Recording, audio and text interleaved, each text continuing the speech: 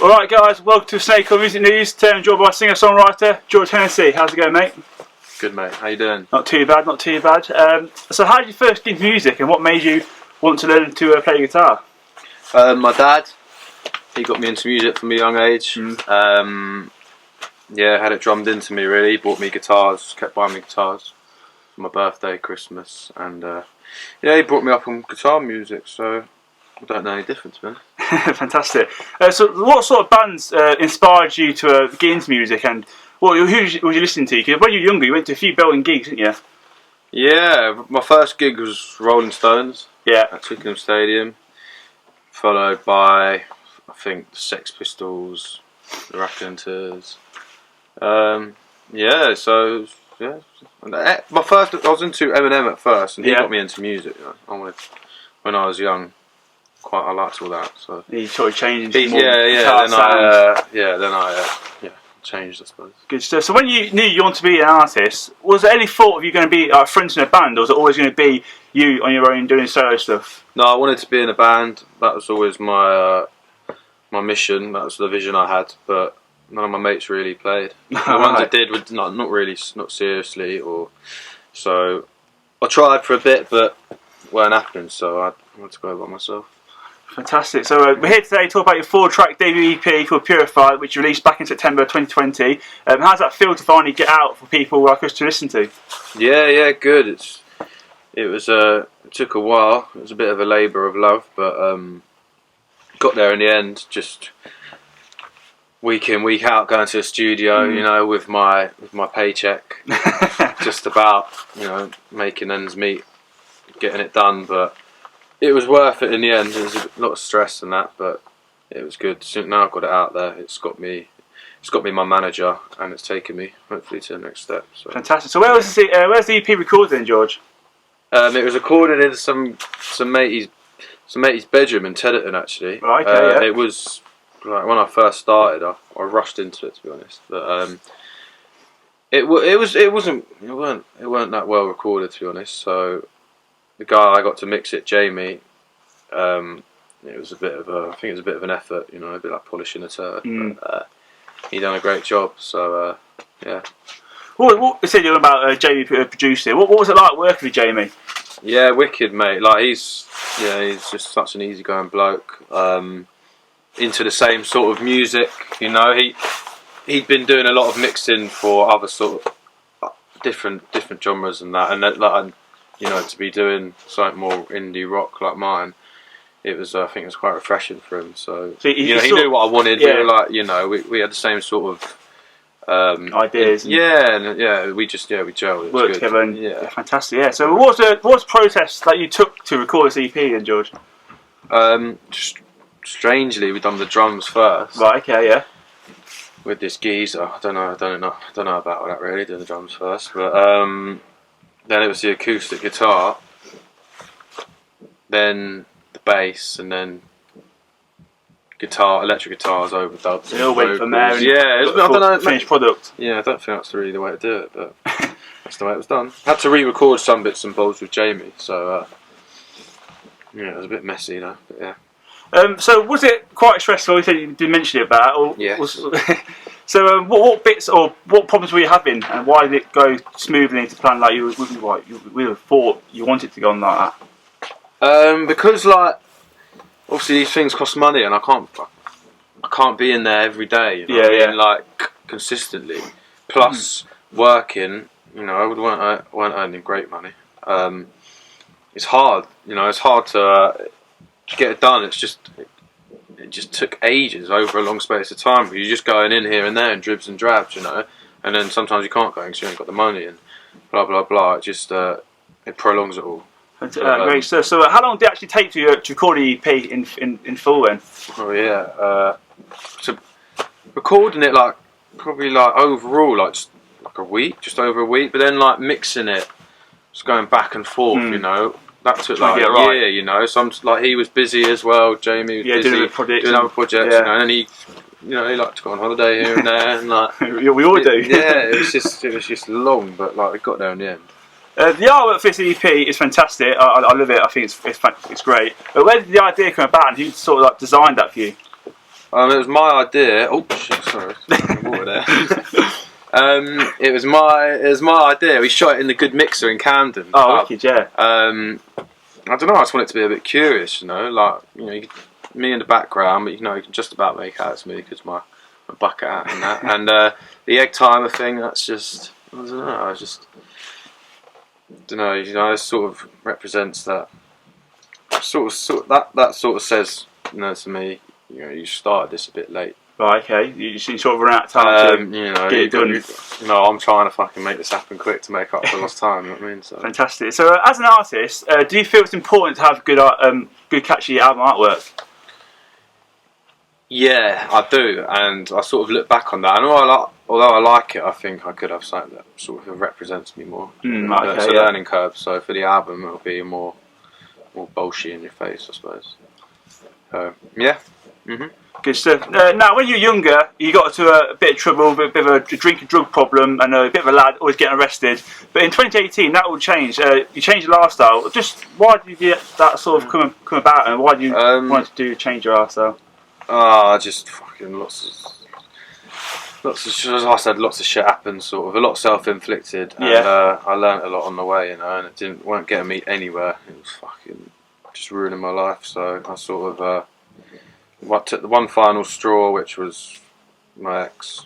I told you I met this bird in Sweden. I met her in New Zealand. Went back to Sweden with her. And fuck that happened. She sent me on my way. Sort of fucked up through booze. Yeah. And, that was like the final straw, and I was like, I've got to sort myself out, sort of. And I just turned over a new leaf and just set my goals and targets, and I've just been disciplined ever since, really. Yeah, so what would you say becoming an artist and writing your own songs has made you a better person now? Yeah, definitely, because it's a way I deal with, it's my escape. It's the way I deal with my emotions through sound and melodies. That's the way of just how I express myself and get shit off my chest. And, it's my art. It keeps me busy, keeps me focused. Yeah, so I haven't got too much time to sit around and think about stupid shit. I can just keep my head on the music. Yeah, good stuff. The EP pretty much sums up your life about obviously the last days in the drink and now you becoming sober. Was that something you wanted to try and capture into this EP? Yeah, definitely. Like each song's sort of got a little tale about it, or bit of a story, innit? As it goes on, right? You got Jekyll and Hyde, which is obviously about me. How I get after booze and certain substances. Soul Destroyed, going out, being sober. Being sober, about being around people.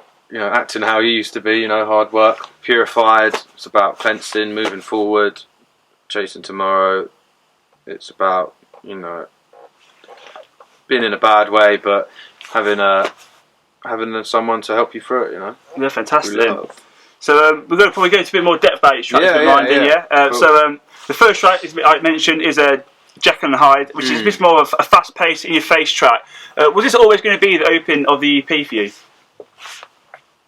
No, it weren't. There was another track, but I didn't get around to finishing it. But I'm glad I didn't, because it's going to be the opener for my album. Alright, that's still to come. So that was the silver lining from that. But then again, it's a good opener for me, because it's quite boom in your face, sort of quick. Gets listeners wanting more. Yeah, just boom, engaged. So and that's about again me. It's about being an absolute arsehole, when you're on nights out and when you're with your mates drinking, blah blah blah, and but coming to terms with the fact that it ain't no good for you, but not being able to do much about it, because I'm not wanting to do anything about it because of the society we live in, and it's just part of the culture, sort of, isn't it? Going out, getting booze all the time. That's it. Yeah, most people do. That's it. Yeah. So track 2 is called Soul Destroyed. Now this is a bit of a track with a heavy, massive impact and an insane melody. This one's obviously about coming off the booze, isn't it, and going out nights out and seeing obviously people off the face and all that. When you go out now, when you're sober, and you look at them sort of people, do you like think to yourself, "Oh God, that was me when I was in that sort of state"? Yeah, it wasn't until so when I stopped, when I knocked it all in the head, drink and drugs, etc. It wasn't until I started going out a few times, you know, in the pub with my pals and other people, pals of pals, and I started to think, oh shit, like, this is hard work sort of thing, you know. But I must have been like that, but like 10 times worse, you know. And it's sort of a bit of a realisation, you know, and that's just. Yeah, I come home after one night out and wrote that off the back of it, really. Fantastic. So when you come to write your songs, George, what comes first, the lyrics or the music, or does it tend to vary each time you come to a pen to paper? I don't know. It just happens. I might just be whistling something when I'm out and about, or just strumming just anything, or off the back of, you know, I might have been listening to a few songs and just take a tiny bit from it and then just start my own sort of thing, you know. Nice one. Yeah. So what sort of bands or artists inspire you to write new music? Is it the same like first got you into music, or is it slightly different? I know you got a big connection with DMAs this sort of part as well. Oh yeah, so they were the ones that that was my final right, I want to do this. They were the ones to inspire me to actually take this seriously. When I got back from Sweden, I went and saw them with my mate, my pal Dom, and he just you know, to get me out of the house. I was in a bit of a bad way, so I went to see them in Kentish Town, and that was like, I only knew about 2 or 3 songs, but like that, it just gave me goosebumps, the whole experience, and I thought, I can do that, you know, I want to do that, it needs to be me, sort of thing. And they were like the catalyst. Yeah, and I was like, right, I'm doing this. When I spent $3,000 on a guitar, didn't even know what I was getting, but it just made had to make the statement. Yeah, that was it. Yeah. Back, yeah. You actually started songwriting at a very young age. Actually, at a maths class where you actually found your love for songwriting. Just tell us a bit about that story and how that came about, really, and why do you find songwriting so enjoyable in a maths class? I don't know, because I've always listened to music when I got home, so usually my dad's music, and I've always had melodies going around in my head, you know, like tunes, and you know, maths I don't really like. I'm not into all that. No. I get distracted quite easily. I'm always daydreaming. It's just a thing. I used to scribble things down, you know, keep it to myself. Also, a guy I used to sit next to in maths was a massive Oasis fan, border point obsessed, and he sort of, I couldn't really escape it, so he sort of got you into it, and sort of built from there. What? Yeah, I used to like Blur a lot before that. Oh, did you really? Yeah. Oh, there we go. Yeah, just George. flipped. Yeah, so George, you're 28 now, and you said you started songwriting in school. Why is it you started to break through now, which is good to see? But why is it only now that you're starting to break through? Because you got some big tunes and big massive hits. Like, why now is it started to take off for you? Why not sooner? Well, I don't know really. I just because I didn't have the nuts to do it when I was younger. You know? I cared too much about what other people thought of me.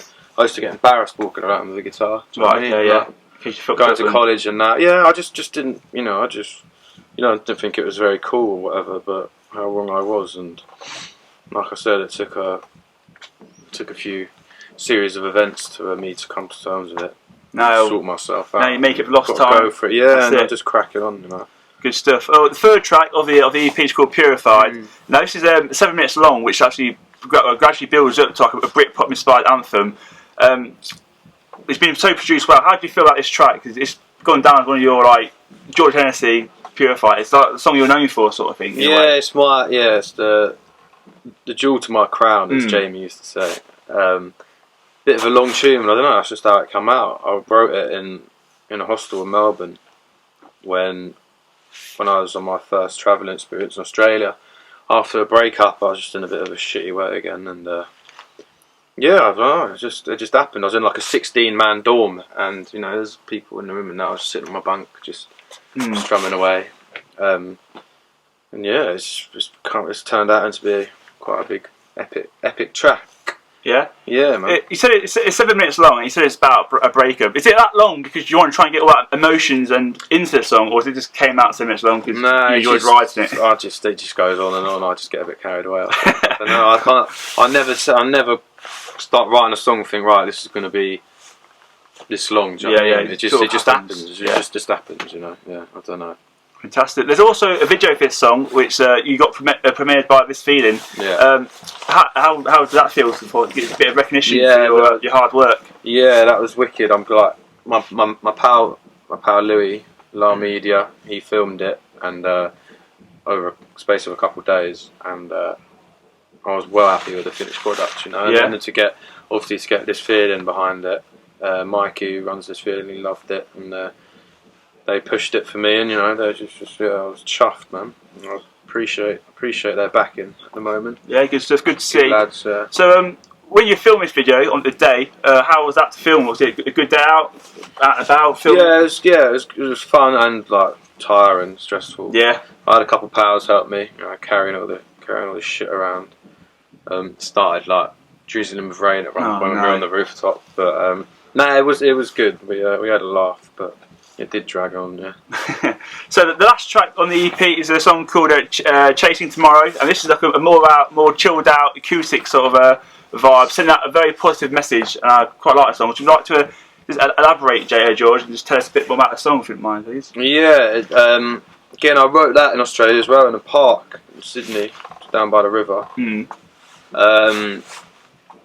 That was just a way of, you know, expressing my emotions at the time. You know, again, it was just after a breakup, and I was on my own out there. I was a bit lost and going through a tough time, and I wrote it in the park. It's just about, you know, no matter what you're going through or how hard you're having it, there's always people, friends, family that are, you know, give you a pickup, you know, and help you through it, you know. Yeah, so it's good. The gift of love. Yeah, it's good. It's a great song, and I'll say a positive message to put out there, which also sort of like reflects on today's time, obviously the COVID pandemic and all that. So yeah, it's good to obviously get that sort of message out there. Yeah, I think a lot of people can relate to it, you know. I've had good feedback from it. So. Good stuff. So that's the last track on the EP. But how do you know when the EP is completely done and sort of draw a line? Because you could spend there like hours like fiddling around, saying, what if this is that? No, when's it time to stop? Yeah, when you've run out of money, mate, run out and patience. Right, okay, yeah. And you get to your next birthday and you think, fuck, you know, I need to get this done. So yeah, that's when, mate. To be honest, yeah. You know, otherwise, I'd probably still be doing it now, messing around with it now. Yeah, so you got to draw the line. And I'm sure Jamie was just thinking, right, come on, mate, let's wrap this up. Fantastic. Yeah, let's get it done. Richard Ashcroft also had a pivotal role in this EP, and you got an incredible story that you've got with Ashcroft. Do you mind telling us all about the story and how that sort of came about? Yeah, so when I just started out a few months into it, I had a few little demos on my phone on a USB. I put them on a USB, and I had a mate who knew where he lived because he used to come into his pub where he worked. So one day I woke up and I just thought, you know what, fuck it, I'm going to go knock on his door. Yeah, why not? I did, and he answered in his shades, and I was a bit like, oh, you know, I wasn't 100% sure that was his house. Yeah, I wasn't 100% sure he'd be in, but yeah, he was, and he come out. You know, he was just so helpful and nice. He was a proper bloke, you know. It was sort of, gave me loads of advice, you know. What did he say to you? Yeah, he said, you know, he was telling me he wrote his best songs at when he was my age. I was 26 at the time, I think.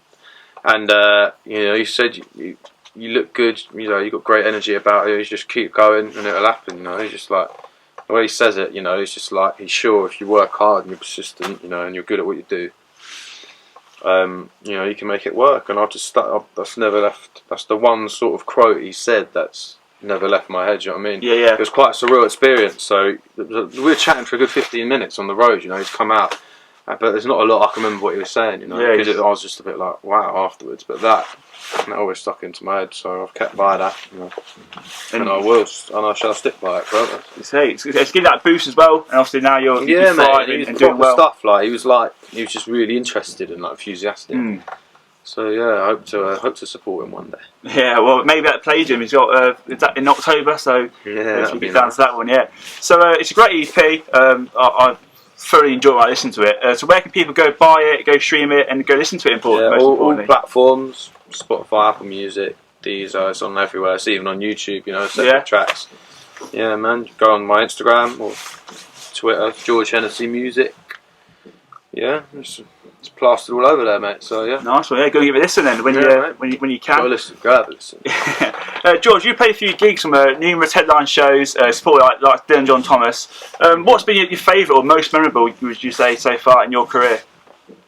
I supported a year and a half ago. I supported the Supernaturals. They were like a '90s band, Britpop band. They're Scottish. Supported them in Hackney it was above like a vintage clothes shop. It turned into a little venue at night, and that was wicked. Crowd were just so engaged and quiet. And it was just vibes. And they were loving it. So yeah, I'll always remember that one. Yeah, nice one. So looking forward, George, and when you get a bit ambitious, what would you say the dream venue is for you to play one day? Brixton Academy. Yeah, great shout. Favourite one in London, and that's where I always used to go. My dad used to take me. And he's always told me this story about when he went to see Embrace there. Right, okay. When the first album came out, The Goodwill Out, and until he remembers it coming out, and at one point him stopping, and his mum and dad were up there on the balcony and waving to them, whatever. And that's always been like my dream. You want to do that? Yeah, so. Happy days. That's one day, vision. One day, mate. Yeah, always good to dream. Good to dream, man. So, George, looking into the future, what's next for you to come in 2020 and obviously beyond that then? What can we look forward to? Yeah, well, I've got a band together now, so we had our first rehearsal last week, so that was quite good. I'm supposed to be recording my debut album. Wow.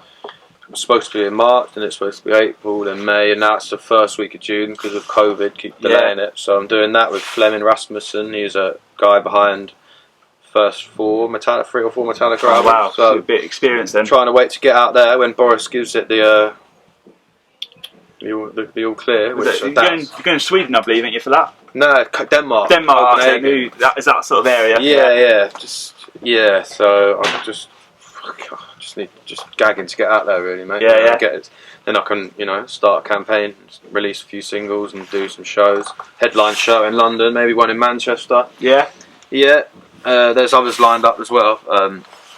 Rolling Stone Beach Festival in Germany. Oh, wicked, that'd be good. So just gotta wait. Yeah. There's when something I control at the moment, so. The time will come when the time's right, and you get out there and they get it done. So that's it. So thanks for coming on, George, and taking the time to talk to us. Massively appreciate it. He's been George, I've been Jordan. Keep it snake up, and we'll see you again soon. Cheers.